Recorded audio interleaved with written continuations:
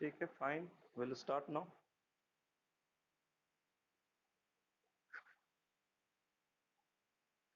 Okay. So from tomorrow onwards, we'll start friction. Up to today, I have kept this class so that we can go through some of the sums of Newton's law, because Newton's law is a bigger chapter. Since it is a bigger chapter, it will be good that if you do as many problems you can. So I have given you people assignments. From the assignments, I'll be dealing some of the questions. So today class is also a problem class. Two classes for Newton's law problem I have told you people. And I have earlier given you assignments from the very beginning of the class. I hope you people have solved the problem. From the same, I will solve some of the problems. ठीक है, चलिए, जिनके पास recoil, that will be dealing in momentum, conservation of momentum, that recoil velocity will be doing it. जो assignment आपको दिया है उसमें कुछ कुछ पार्ट रिकॉल वेलोसिटी होता है। मैं ऐसे बता दूं, जब भी जैसे बंदूक है, एक बंदूक से गोली निकल रही है, bullet is fired. So bullet आगे बढ़ेगा, it will have some momentum, mass into v. So since initially it was in rest, when you fired this gun, the bullet will be moving forward, and by application of Newton's third law, it will exert a force on the gun from behind this full system. Bullet will move out away and the gun will recoil back. The velocity with which the gun will recoil back is called the recoil velocity, but that will be dealing when we are studying conservation of momentum. Okay, the conservation momentum is a separate chapter. In the assignment, what I have given you, that contains some of the problems of this conservation of momentum, but will not be dealing. We'll deal with when we'll study the chapter. Okay, so we'll start with a very little problem, very simple problem. This is the pulley. There are two masses suspended. One is 10 kg mass, other is 5 kg mass. You have to find out the acceleration of this mass. Acceleration इसका calculate कीजिए, निकालिए आप लोग।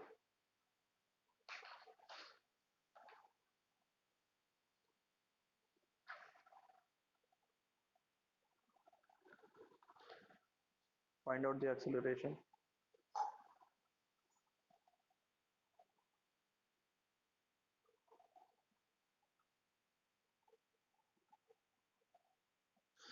System का acceleration निकालना है आपको।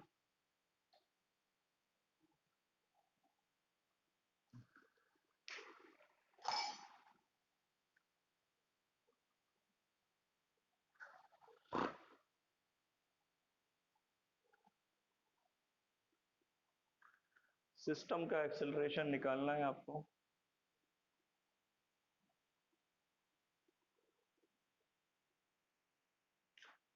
In terms of g, don't solve it fully.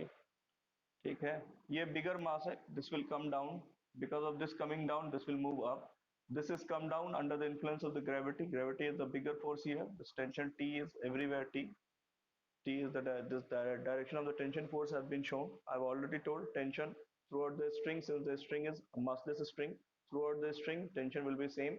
Moreover, it is directed always away from the point of contact. So this is the point of contact, or near to this 10 kg mass, this will be in the upward direction. So we'll write the equation of motion. Don't remember the formula. Always write equation of motions. So weight इसका नीचे लगेगा, ठीक है। Wait इसका नीचे लगेगा, that is m g. M is 10, 10 g, tension is up, so 10 g minus tension, this is the net force which is acting on this 10 kg mass. According to Newton's second law, this is going to be m into a.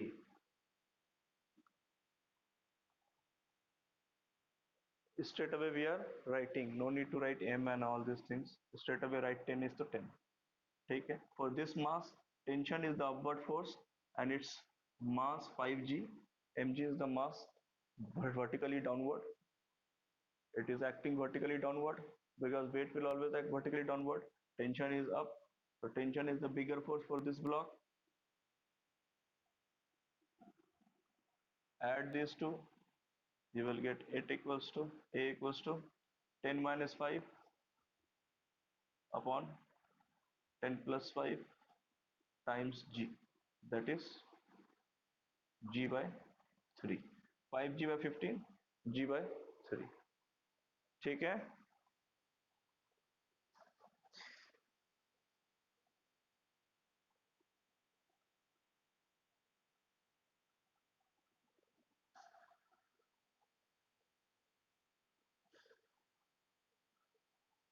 Second problem. This anybody having problem?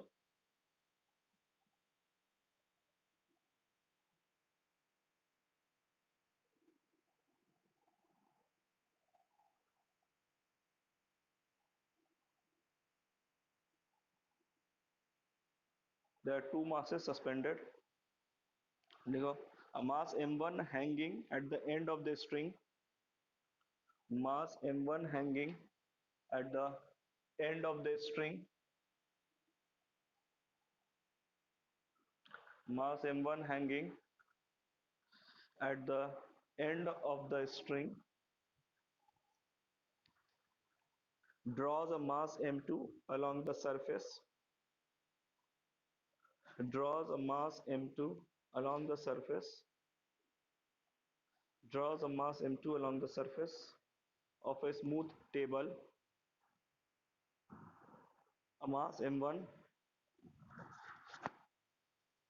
a mass m1 hanging at the end, a mass m1 hanging at the end string draws a mass m2 along the surface of a smooth table.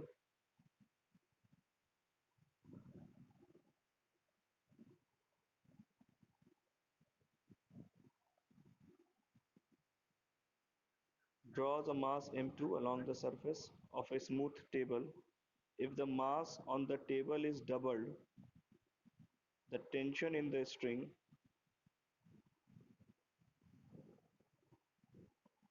if the mass on the table is doubled, the tension in the string becomes 1.5 times the tension in the string becomes 1.5 times, then m1 upon m2 is how much? m1 upon m2 बताना है आपको उस case में m1 upon m2 बताना है इसको. एक problem हो गया. What is the value of m1 upon m2? पहले केस में जितना टेंशन था, ठीक है, पहले केस में आप निकाल लीजिए.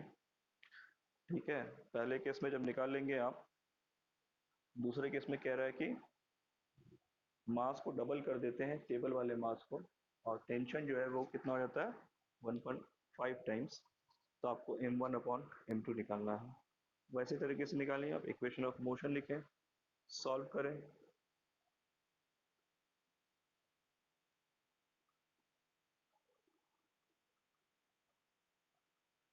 इक्वेशन ऑफ मोशन लिखें, सॉल्व करें. जल्दी कोई आंसर बताओ. m1 बाय m2 का वैल्यू निकालना है आपको. m1 बाय m2 कितना होगा? 1 bye 2, 2 bye 1, 3 bye 1, 3 bye 2, whatever. सबसे पहला काम इक्वेशन ऑफ मोशन लिखें. पहले जब ये सिस्टम है, इसमें टेंशन मान लिया T है. जब सिस्टम बदल गया, इसको 2, इसका मास डबल कर दिया, अब मास कितना है 2m2, तब इसमें टेंशन स्ट्रिंग में T डैश है. सो आपको लिख रहा है that T dash is 1.5 times T, ये दिया हुआ है. तो आपको m1 अपॉन m2 बताना है. ठीक है, फाइन, बनाइए. सबसे पहले इक्वेशन ऑफ मोशन लिख दीजिए पहले केस के लिए. फर्स्ट केस के लिए लिखना है आपको m1g minus tension equals to m2a m1a. ये टेंशन मूव करा रहा है इसको, tension equal to m2a. This is the equation of motion. For first, m1g is vertically downward, m1g is vertically downward and tension is above. So net force is m1g minus tension. This is the net force, which will be equal to mass times acceleration, that is m1 into a. Likewise, for this body also we are writing net force. Only one force is acting, so that's why we have written T equals to m2a. Net force equal to mass times acceleration. Only one force is acting. You add, get the a. A is how much? m1 upon m1 plus m2 times g. ये निकल गया आपको, तो tension कितना निकल गया यहाँ से? m2a, that is m1 m2 upon m1 plus m2 times g. Tension निकल गया, ये टेंशन निकल चुका है. अब आपको नया टेंशन टी डैश निकालना है. नया टेंशन क्या निकालना है? New tension is T dash. T dash कितना हो जाएगा आपको? मास चेंज हो जाएगा. अब m2 की जगह 2m2 है, m2 की जगह क्या है? 2m2 है, तो ये हो जाएगा m1 और इस m2 की जगह 2m2. m1 2m2. आपको कहा है कि जो मास हॉरिजॉन्टल टेबल पे वो डबल हो गया. टी निकल गया, टी डैश निकल गया. क्वेश्चन में आपको, आप देखिए last line of the question, उसमें क्या लिखा है? क्वेश्चन में लिखा है मास को डबल कर देने से, mass is double, the tension in the string becomes 1.5 times. तो जो नया टेंशन होगा दैट इज 1.5 टाइम्स. जो नया टेंशन होगा, the new tension, that is the T dash will be 1.5 times the initial tension. ये क्वेश्चन में कहा है आपको, ठीक है. सो टी डैश की जगह 1.5 टी लगा दीजिए, सॉल्व हो जाएगा. इसको मिटा दें यहाँ पे, इसको. फाइन, आपको समझ में आ रहा है ना? बिल्कुल स्टेप बाय स्टेप करना है. पहले एक्सेलेरेशन निकालिए, एक्सेलेरेशन से टेंशन निकाल लीजिए. अब कह रहा है कि मास को चेंज कर दिए, m2 की जगह 2m2 कर दिए, तो m2 की जगह 2m2 सब्स्टिट्यूट कर दीजिए. This is this will be our new tension. New tension is T dash. So we'll have the equation of, we are having the equation of T, we are having the equation of T dash, and one relation between T and T dash. So these three things are we are having. So we'll make use of this in order to find what is the value of m1 upon m2. ठीक है. तो ये T dash का value लिखिए. ये कितना आ जाएगा? 2m1 m2 divided by m1 plus 2m2 times g. This is T dash. This will be equals to 1.5 times T. T is this much, m1 m2 upon m1 plus m2 into g. This is the equation. This equation we have make use of this equation. T dash we are knowing, T we are knowing, just substituting all this T dash and T in this equation and writing over here. ठीक है. देखिए क्या क्या खत्म हो जाएगा, जी जी खत्म, m1 m2 खत्म. ठीक है. इस 1.5 को लिख सकते हैं हम लोग 3/2. ठीक है. तो ये कितना हो जाएगा? इधर 2 इंटू 2 4, m1 प्लस m2, इधर हो जाएगा 3, m1 प्लस 2m2. इसको सॉल्व कीजिए, m1 बाय m2 आ जाएगा आपको. 4m1 minus 3m1, that is m1, equals to 6m2 minus 4m2, 2m2. m1 by m2 is 2:1. So m1 by m2 is 2/1. So m1 by m2 is 2/1. किसको दिक्कत हुआ इसको समझने में? जो लेट आएगा तो उसको तो दिक्कत हो जाएगा. Apart from that anybody having any problem? हाँ, क्या दिक्कत है बताओ? टी निकालने में दिक्कत हुआ. आप एक्सेलरेशन निकाल पाए? एक्सेलरेशन निकाले तो एक्सेलरेशन कैसा निकाला आपने? सेकंड इक्वेशन क्या लिखा था? इक्वेशन ऑफ मोशन में सेकंड इक्वेशन लिखा था t equal to m2a. t equal to m2a लिखा था. आपने a निकाल लिया, जैसे a को सब्स्टिट्यूट कर दिया t आ गया. a निकाल लिया आपने. जब a निकाल लिया तो t कैसे है? m2a. t is what? m2 into a. Put the value of a what you have calculated. ठीक है. With that you will be getting the value of t. And how you are getting the value of t dash? Because the question says m2 is changed to 2m2. उसको double कर दिया है. सो यहाँ पे हमारा t का equation था, ये इक्वेशन हमारा t का था, ये वाला t. t इतना है. इसमें m2 की जगह जहां भी m2 है 2m2 कर दीजिए। तो यहाँ m2 था, यहाँ m2 था, दो जगह था m2 मेरा, दोनों जगह 2m2 कर दिया, तो ये t डैश आ गया। क्वेश्चन ये कहता है कि जब m2 कर देते हैं तब जो नया टेंशन है वो पुराने टेंशन का 1.5 टाइम्स होता है। This is given in the question. some relation, some equation will be given in the question in order to bring certain relation, that is the category 1 problem। उसका यही कैटेगरी 1 प्रॉब्लम का यही तरीका होता है, कुछ रिलेशन दिया रहेगा, आपको स्ट्रेट अवे प्रोसीड करना है। ठीक है,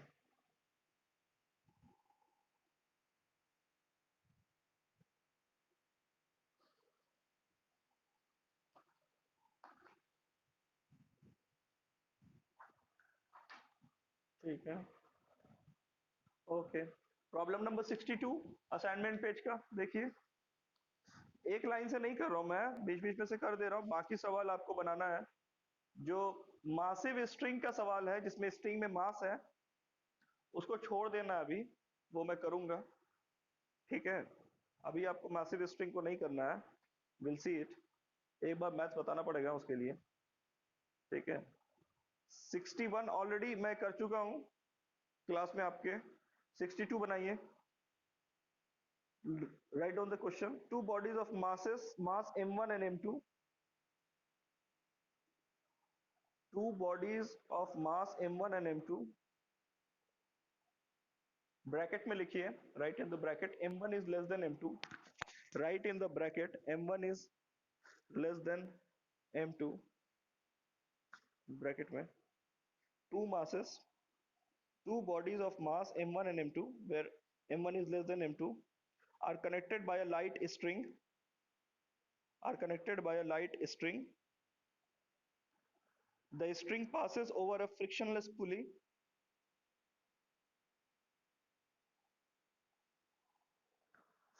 The string passes over a frictionless pulley.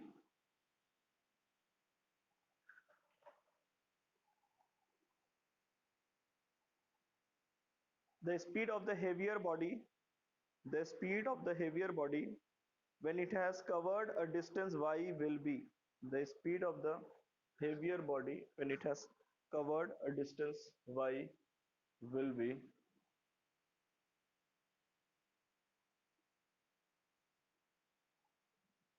एक बड़ा एक छोटा है, ठीक है, ये थोड़ा दूर चल गया है, एक्सेलेरेशन होगा, यहाँ आ गया है, ये बोल रहा है वाई डिस्टेंस है, क्वेश्चन में कह दिया आपको। ठीक है, कौन बड़ा था m1 या m2? कौन बड़ा था? m1 छोटा है, m2 बड़ा है। m1 छोटा है, दिस इज m1, छोटा वाला m1, बड़ा वाला m2। ठीक है, ये y डिस्टेंस है, दिस इज डिस्टेंस y, ये ट्रेवल किया है, तो जहां पहुंच गया तो इसका स्पीड क्या होगा, इसका वेलोसिटी पूछ रहा है at this point. At this point, suppose this point is a and this point is b, तो आपको पूछ रहा है what is the velocity at point b। This is in the question they are asking.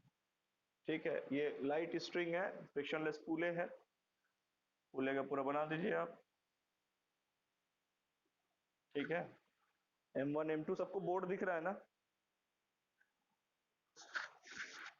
Okay, ठीक है, fine.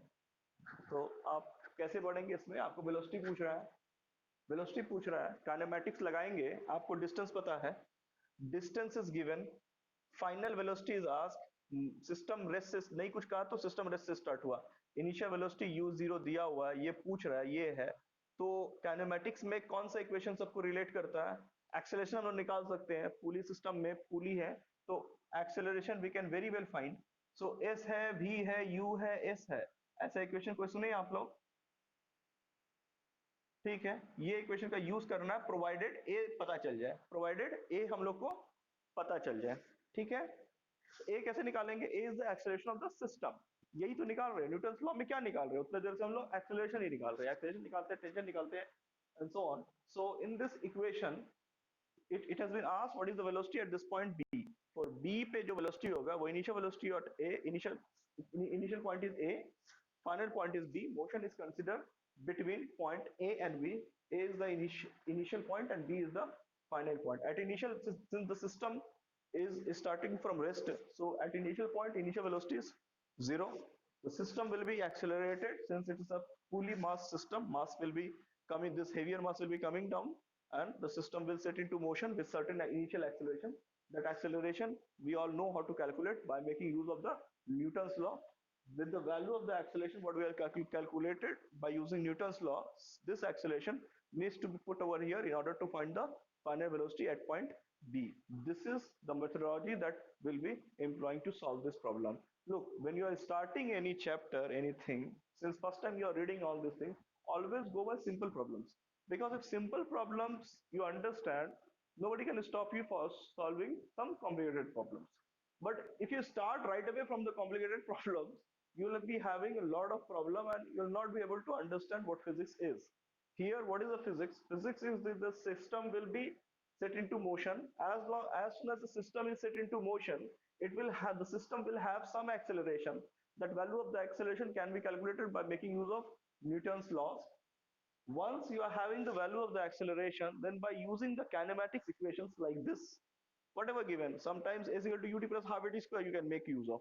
Sometimes v is equal to u plus at you can make use of. So kinematics, there are 2, 3, 4 equations that you can make use of, provided you know what is the quantity that you need to get it, that has been asked in the question, what are all the quantities you have been given with the questions, and what are the quantity that in the due course you can in the solving course you can find out from solving the equation. So these three things you have to understand in order to solve this problem. So go ahead, solve it, just go for it.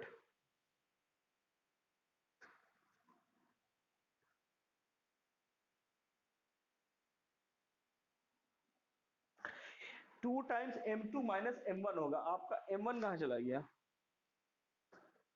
Acceleration ऐसे systems में क्या आता है, आप solve करेंगे, acceleration क्या आएगा, heavier minus smaller divided by sum of the masses into g. This is the acceleration of the system. If you solve using Newton's law, m2g minus tension is equal to m2a, tension minus m1g is equal to m1a, add the both equations, a is equal to m2 minus m1 upon m1 plus m2 times g. This is the value of the acceleration. This is the value of the acceleration. This is asked, b is asked here in this question. This is 0 square plus 2, a is this much,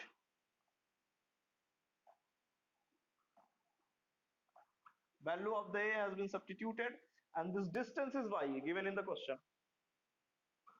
This is y. So the value of b is, it's very simple problem. Don't get afraid of problems.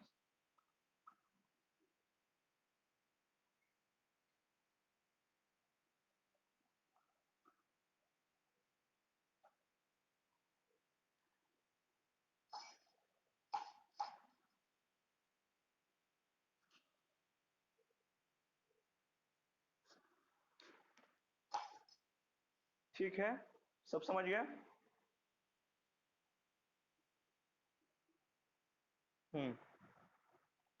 Solve the next problem. It's basically a problem class. It out done. 63. Question number 63. Two masses m1 and m2. Everybody is having this assignment that I have given to you. जिसके पास नहीं है WhatsApp पे बोल दो. We'll provide you. This problem everybody is having.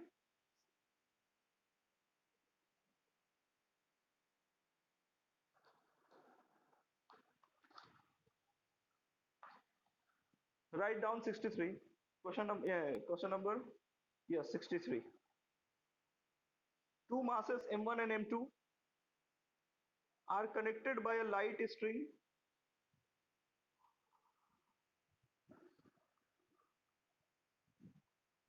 Two masses m1 and m2 are connected by a light string passing over a smooth pulley. Two masses m1 and m2 are connected by a light string passing over a smooth pulley. When set free,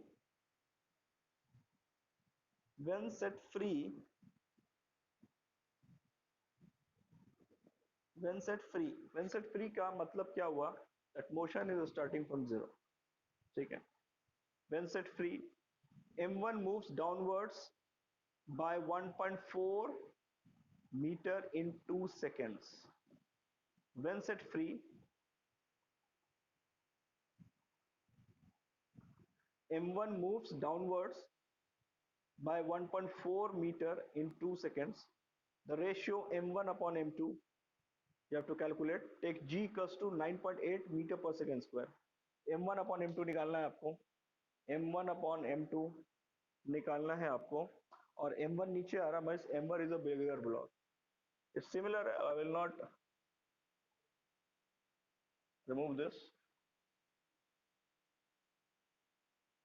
तो यहाँ पे आप B square you square लगाए थे, अभी देखिए कुछ और लगेगा, ठीक है। तो यहाँ पे क्या हो रहा है, m1 नीचे आ जाता है, क्वेश्चन में बोला m1 नीचे आ जाता है तो m2 ऊपर चला जाएगा, ठीक है। ये m1 हो गया क्वेश्चन में आपके, ठीक है।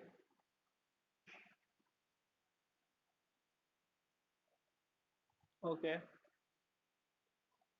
हाँ, सॉल्व कीजिए आप लोग, try it, solve it.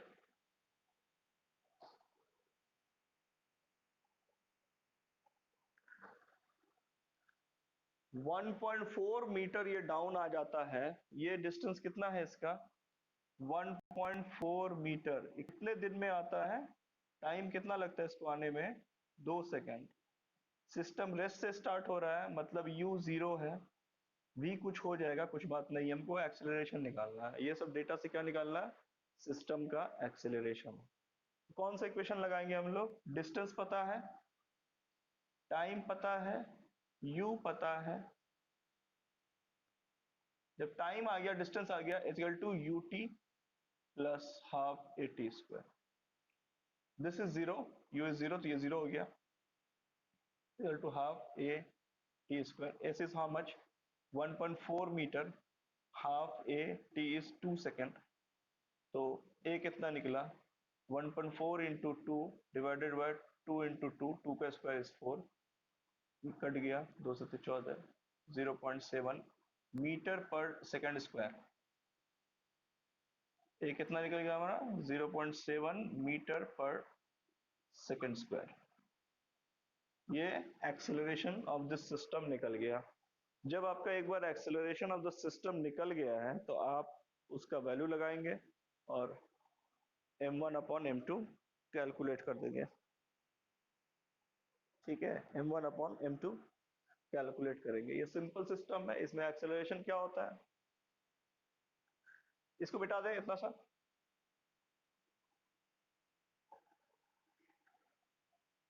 Acceleration का वैल्यू क्या आता है, bigger is m1, bigger minus smaller one. आप लोग इक्वेशन ऑफ मोशन से लिखें, डायरेक्ट नहीं लिखें। ए दिया हुआ है आपको, ठीक है, ए दिया हुआ है, कितना दिया हुआ है, 0.7 m1 minus m2 upon m1 plus m2, और g कितना कुछ बोला, 9.8 लेने बोला है, दैट इज 9.8 लेने बोला है।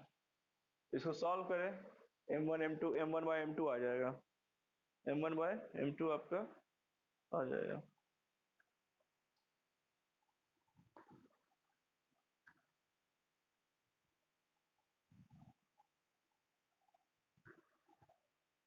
निकालें कितना आ रहा है m1 और m2,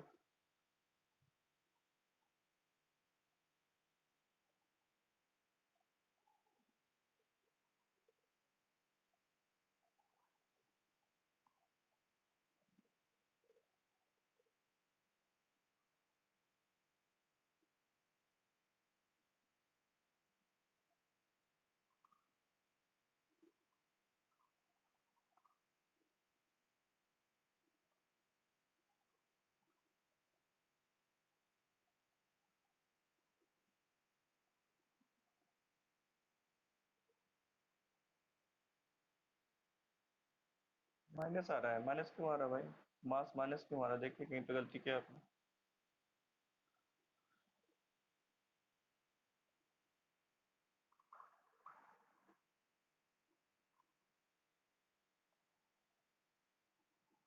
ठीक है,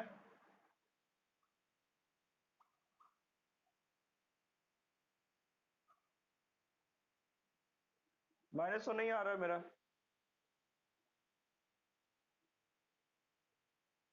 ठीक है, देखिए आ गया।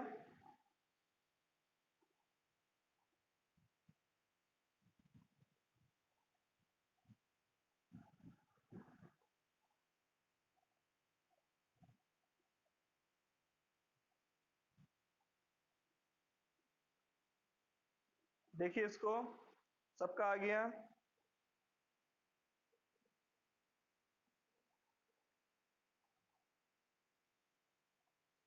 सबका आ गया, बताओ।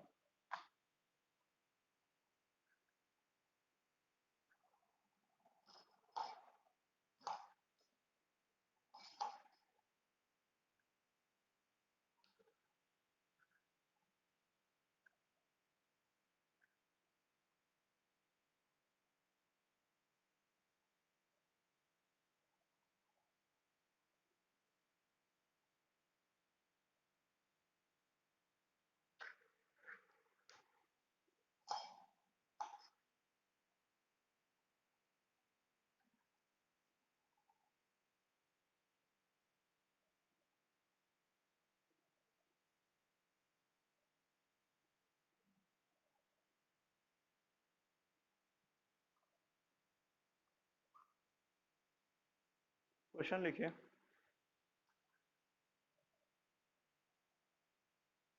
ये सिस्टम हमारा।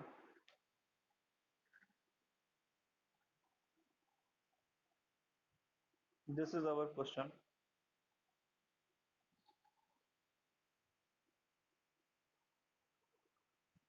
Three masses M1, M2 and M3 are attached.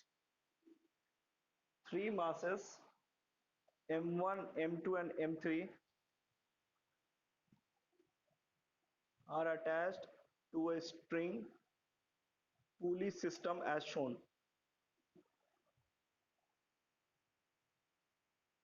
Three masses M1, M2 and M3 are attached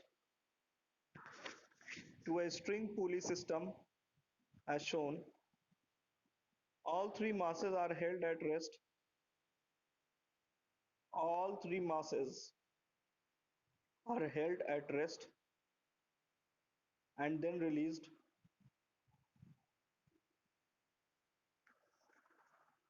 All three masses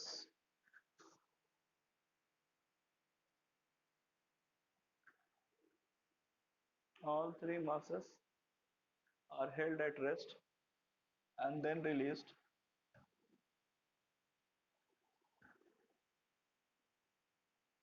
To keep M3 at rest, the condition is to keep M3 at rest, the condition is